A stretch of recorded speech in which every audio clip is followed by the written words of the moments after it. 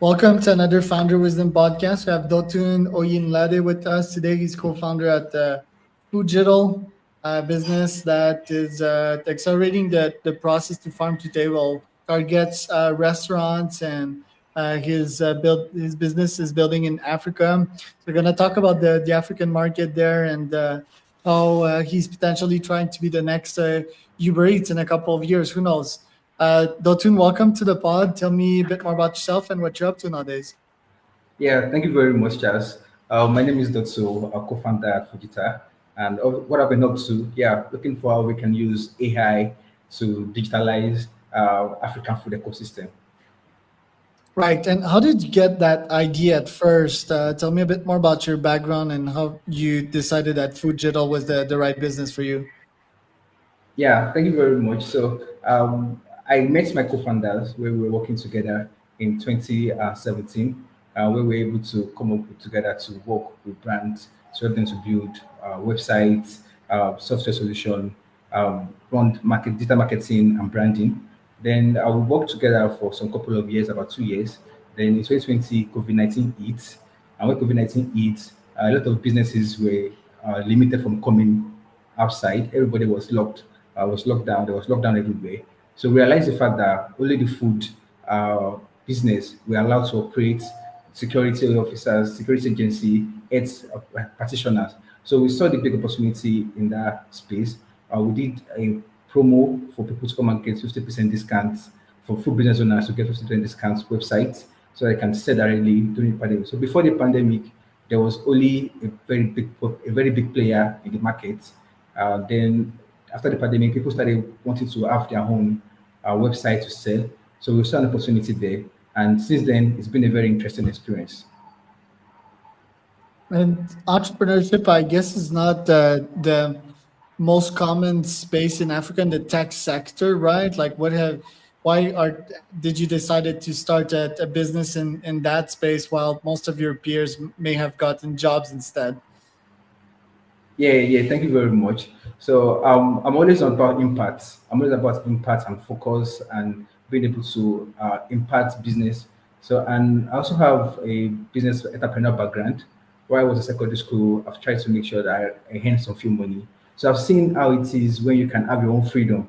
So I just felt okay after school, I'm going to go into my business, start a business, and try to get experience.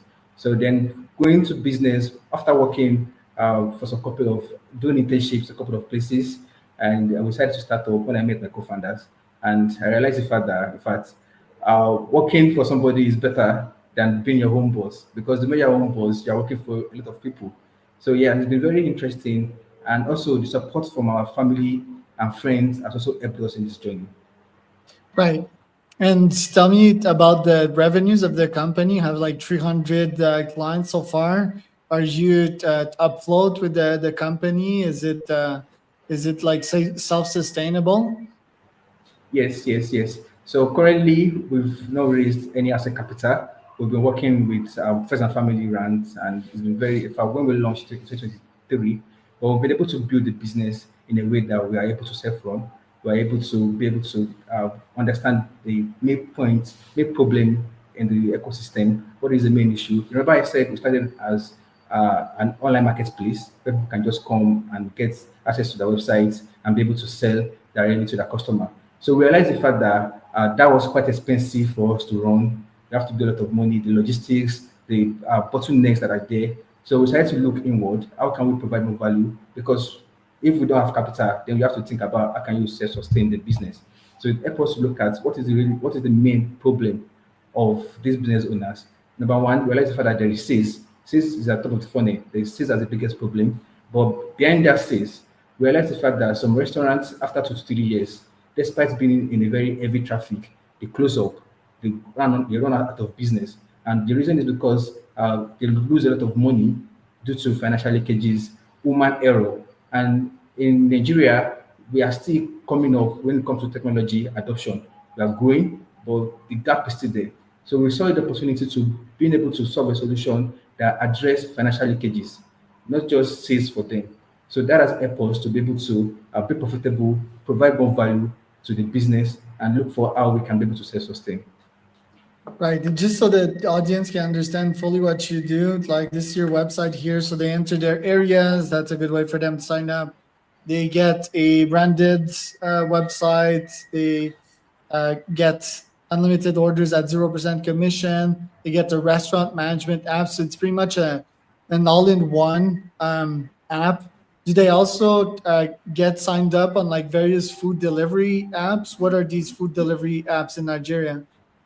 Yes, so we currently have prominence one Glovo, and we currently have Shout Deck, and we have A-Food, and we have some other guys that are also coming up in the ecosystem. So yeah, so what we do is we provide a complete solution for the business. What we are focused on is the fact that you are sustainable, you are running on profits. So we plug them to other parties for for them to be able to get access to customers, access to sales.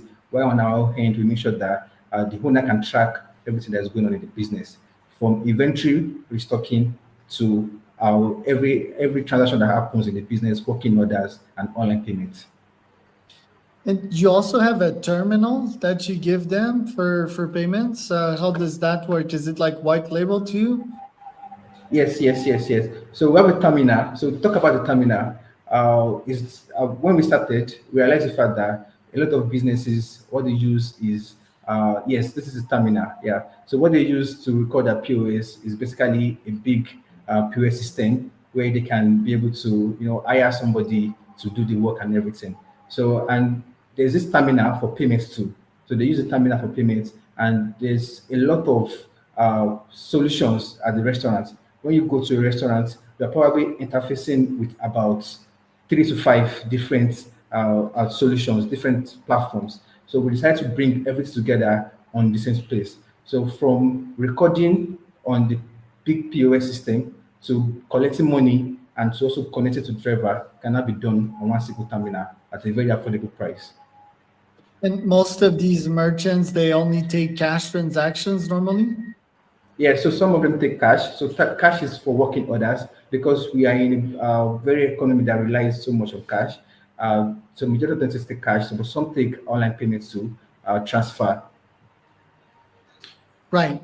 And yeah, the ecosystem in Nigeria, I'm guessing it's developing. So let's say that people have started using these apps like 7 years ago. That in the Western world, like in Nigeria, it's like getting really trendy right now. So most of these restaurants have never been online before, and they're sort of catching up to that revolution right now. So what percentage are you taking off their orders? How do you make money with this? Yes, so currently we don't take any commission. So the restaurant on our platform they take all the money. So if your food is $5, they're taking all the $5. But we charge them for subscription fee. So we charge them $10 monthly subscription fee, and we also charge them payment transaction. So whenever the customer comes into the restaurant, we charge them a payment transaction. And whenever a customer goes to their website, we also charge the customer service charge. So on the vendor, we only charge them for subscription fee and payment transaction whenever they use our payment system. And also for the customer, whenever they order on our marketplace and on the restaurant's website, we also charge them 10% service charge. 10%, yeah, that's quite high. Is it the best fee you got with the bank? Is it the bank that's charging a lot for that? What's the back end of that? Like who's behind the terminal and the credit?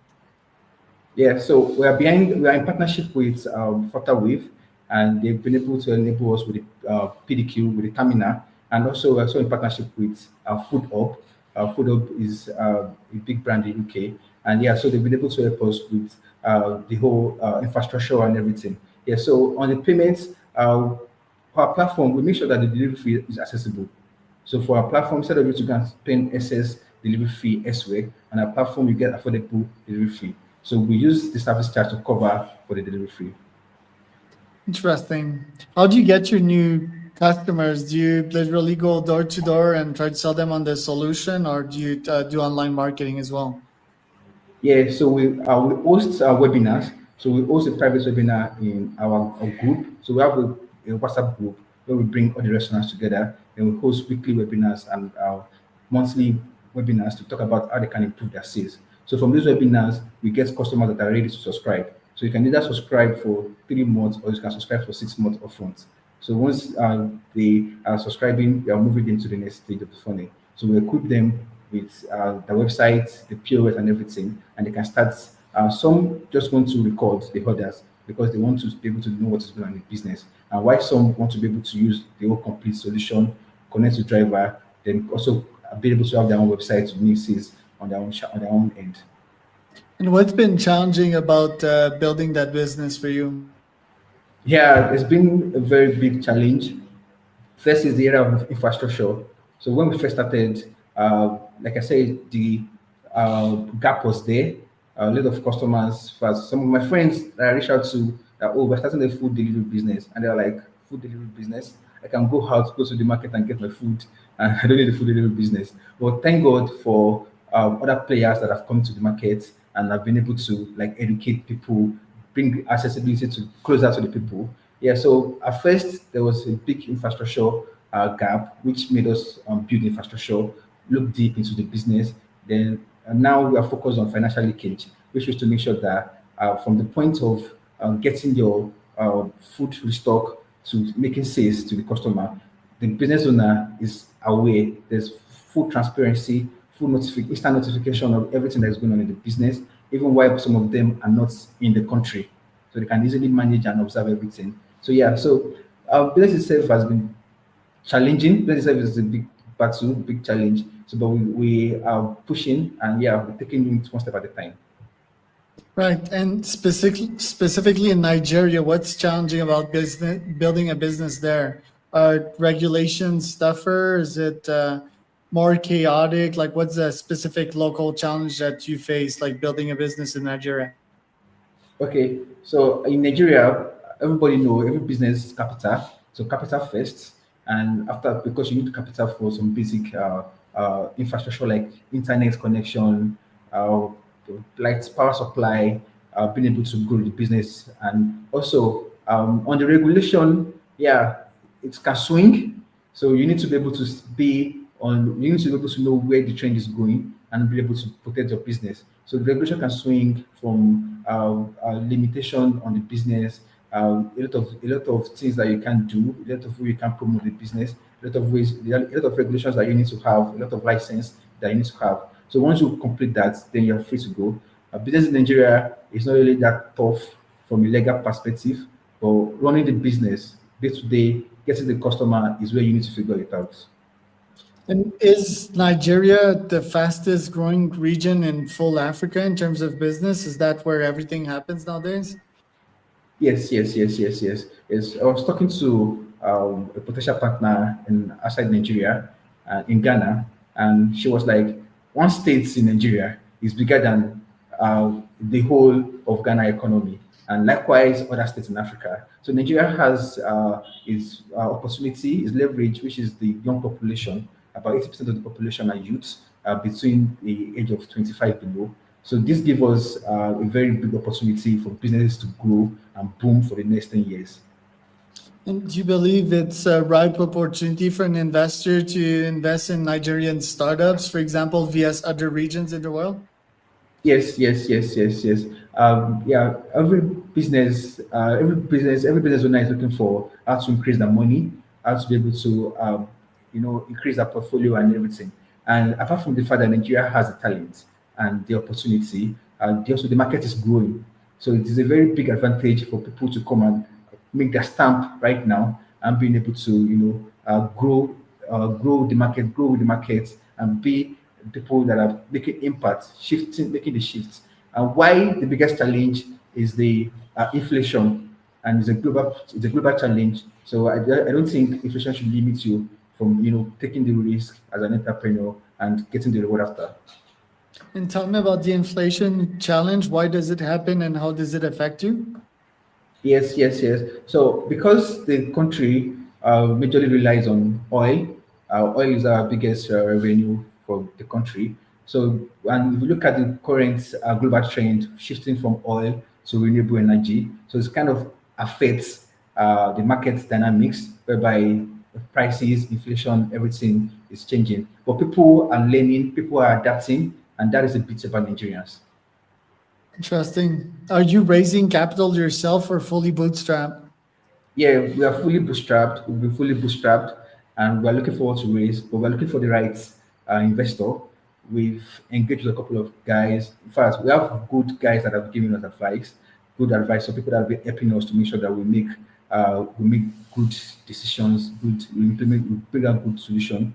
And yeah, so but we're still looking for that investor. We're looking for somebody that I would say is ready to understand the markets, ready to give it what it takes, and no not be scared. So I would say they're shy. Some investors that we're talking to are kind of shy, trying to understand what do you mean by utilizing African food space. So, but yeah, so we're looking forward to having more engagement with people that are interested in the market.